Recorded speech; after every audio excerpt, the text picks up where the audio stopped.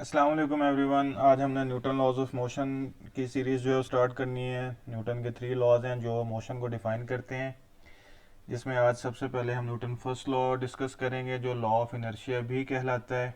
इससे हम देखेंगे कि ये न्यूटन फर्स्ट लॉ है क्या और ये लॉ ऑफ इनर्शिया भी क्यों कहलाता है। ठीक है, इसे एक एग्जांपल से हम स्टार्ट करते हैं। सपोज एक बुक है जो कि एक टेबल पर हमने प्लेस की हुई है और बुक जो है वो रेस्ट पर है। रेस्ट का मतलब है वो अपनी पोजीशन को चेंज नहीं कर रही।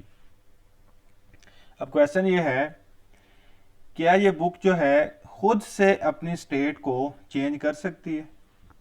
स्टेट को चेंज करने का मतलब है ये रेस्ट पर है, तो क्या ये रेस्ट से मोशन में खुद ब खुद जो है वो आ सकती है या नहीं? ये हमारे पास फर्स्ट एग्जांपल है। सेकंड एग्जांपल है मोशन की, जिसमें कार है जो एक रोड पर यूनिफॉर्म वेलोसिटी से मूव कर रही है।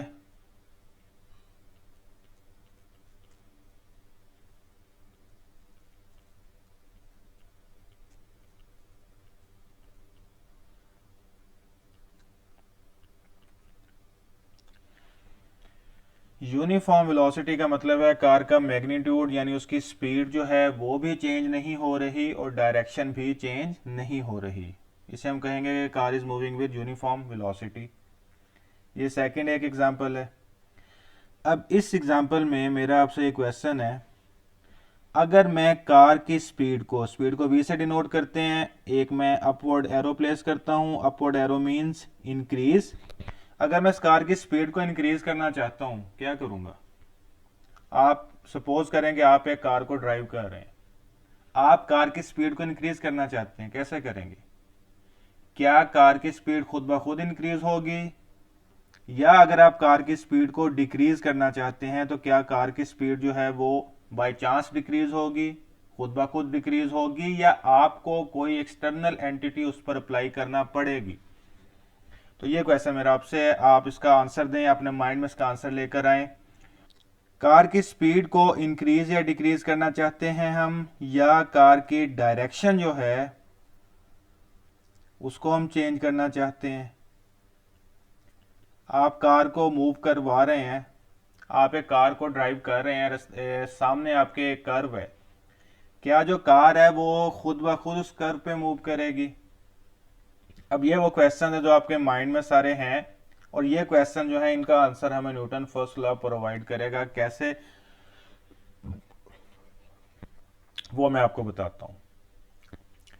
सबसे पहले बात की थी बुक जो है वो रेस्ट पर है, क्या वो खुद से मूव कर सकती है? तो आंसर होगा नहीं।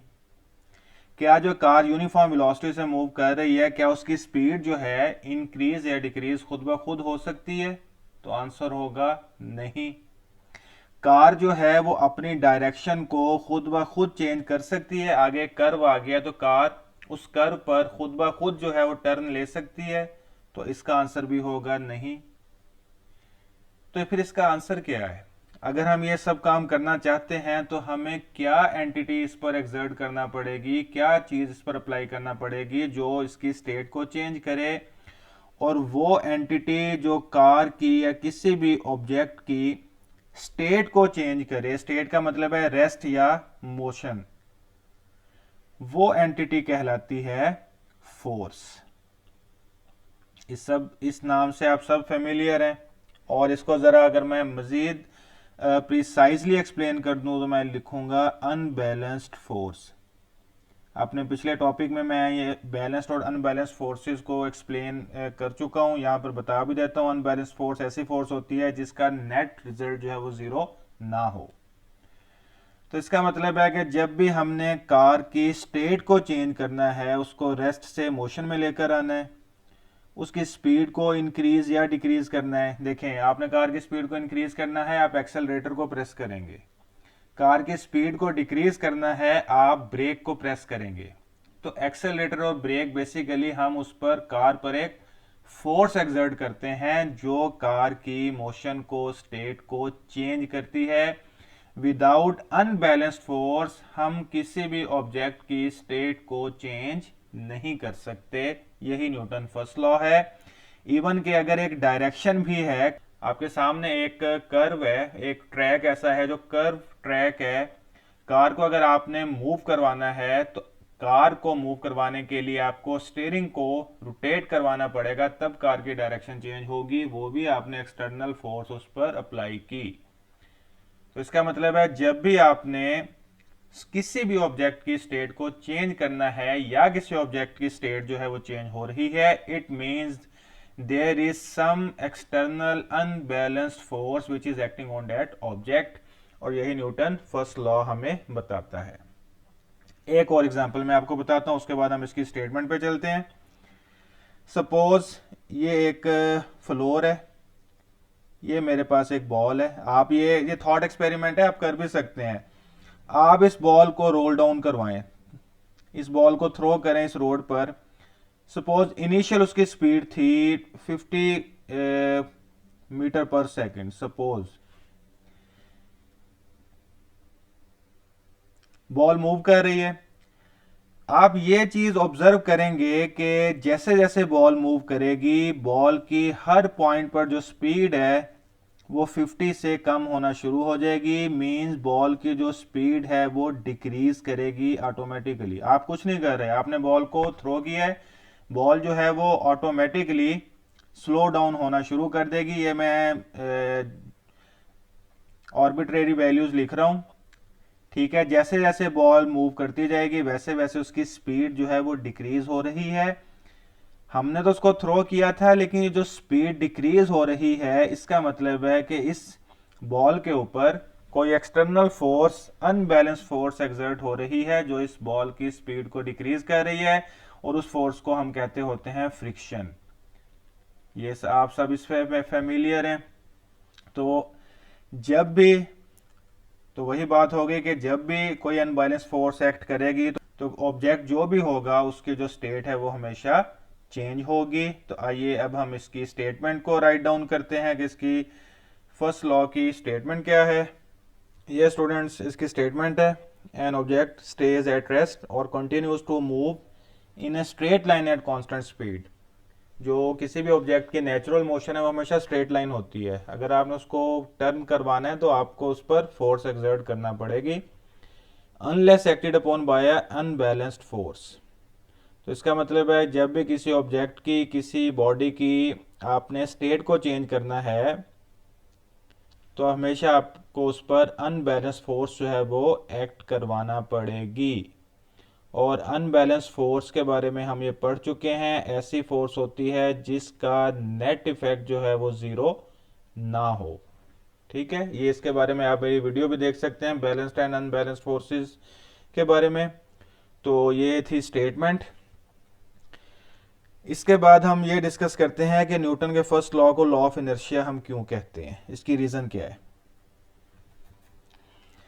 अब एक बात तो हमने ये डिस्कस कर ली कि किसी भी ऑब्जेक्ट को मोशन में है तो उसको रेस्ट पे अगर लाना है, रेस्ट पे है मोशन में लाना है, उसकी स्टेट को चेंज करना है तो हमें फोर्स एक्सर्ट करना पड़ती है। लेकिन अब ये बात है कि कुछ ऑब्जेक्ट्स हैं जिनकी स्टेट को इजीली चेंज किया जा सकता है, जिनको इजीली मूव करवाया जा सकता है। कुछ ऑब्जेक्ट्स ऐसे होते हैं जिनको मूव करवाना बड़ा हार्ड होता है, फोर्स बड़ी ज्यादा हमें लगाना पड़ती है। ऐसा क्यों होता है? सपोज एक कार है और एक साइकिल है। अगर मैं आपसे ये पूछूं बच्चों, ये बताएं मुझे कि इन दोनों में से किस ऑब्जेक्ट को मूव करवाना इजी है, तो आप फौरन कहेंगे सर साइकिल को मूव करवाना इजी है। साइकिल की स्टेट को चेंज करना इजी है, कार की स्टेट को चेंज करना मुश्किल है, डिफिकल्ट है। जिस सेम फोर्स से हम साइकिल को मूव करवा रहे हैं उस सेम फोर्स से जरूरी नहीं कि हम कार को भी मूव करवा सकें। तो इसकी रीजन क्या है? सबसे पहला पॉइंट जो आपके माइंड में आएगा वो मैं आपको बताता हूं, आप खुद भी सोच सकते हैं। आप कहेंगे सर कार का जो मैस है वो ज्यादा होता है, मोर मैस है, जिसकी वजह से हमें इस पर फोर्स ज्यादा एक्सर्ट करना पड़ती है। तो इसका मतलब है आपकी बात बिल्कुल ठीक है, मैं आपकी बात से एग्री करता हूं। लेकिन अब क्वेश्चन ये है कि अगर एक ऑब्जेक्ट का मैस ज्यादा है, if an object has more mass, then why it is difficult for us to move that object. हमें इस ऑब्जेक्ट को मूव करवाना इतना हार्ड, इतना मुश्किल, इतना डिफिकल्ट क्यों होता है? वो रीजन होती है इस ऑब्जेक्ट की मैस की वजह से एक रेजिस्टेंस।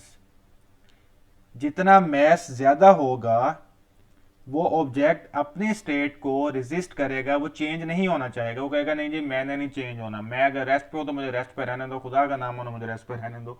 ऐसे हम लोग कहते हैं। लेजीनेस उसके अंदर एक होगी, मतलब एक लूज वर्ड में मैं कह रहा हूं।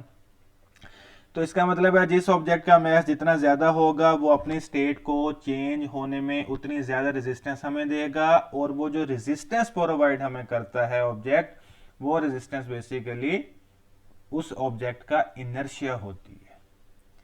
तो हम ये कहेंगे कि जिस ऑब्जेक्ट का मैस ज्यादा होगा उस ऑब्जेक्ट का इनर्शिया जो है वो ज्यादा होगा, और जितना ज्यादा इनर्शिया होगा उतना ही डिफिकल्ट होगा उस ऑब्जेक्ट को मूव करवाना। तो इसका मतलब है मैस जो है वो इनर्शिया के साथ रिलेट करता है। More mass means more inertia, और more inertia mean difficult to move that object और to keep moving an object.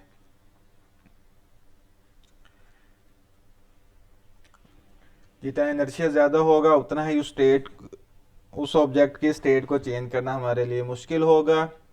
तो इस वजह से हम ये कहते हैं कि न्यूटन फर्स्ट लॉ जो है ये लॉ ऑफ इनर्शिया भी कहलाता है। ठीक है, तो जितना मैस ज्यादा होगा उतना इनर्शिया भी ज्यादा होगा। इस वजह से यहां पर हम मैस की एक और डेफिनेशन जो है वो भी राइट डाउन करते हैं। साइकिल का जो केस है वो आप डिस्कस कर सकते हैं, खुद समझ सकते हैं। कोई पॉइंट हो तो मेरे हिसाब से डिस्कस भी कर लेंगे। साइकिल का मैस लेस है, लेस एनर्शिया और easy to change the state. तो यहाँ पर मैस की एक और डेफिनेशन हम यहाँ पर करते हैं इन टर्म्स ऑफ इनर्शिया। ये मैस की एक न्यू डेफिनेशन है। जितना ज़्यादा इनर्शिया होगा उतनी ज़्यादा उस ऑब्जेक्ट की रेजिस्टेंस होगी, उस पर लार्जर फोर्स जो है एक्सर्ट करना होगी। That is by Newton first law of motion is also called law of inertia. तो स्टूडेंट्स ये था हमारा आज का टॉपिक न्यूटन फर्स्ट लॉ। इसकी आप रीडिंग करें, इसका कॉन्सेप्ट क्लियर करें। जो फर्दर आपका क्वेश्चन हो आप मेरे साथ कमेंट सेक्शन में उसको डिस्कस कर सकते हैं। नेक्स्ट लेक्चर में इंशाल्लाह हम न्यूटन सेकंड लॉ और थर्ड लॉ को डिस्कस करेंगे, और साथ पास पेपर के जो क्वेश्चन हैं उनको भी डिस्कस करेंगे। अल्लाह हाफिज़।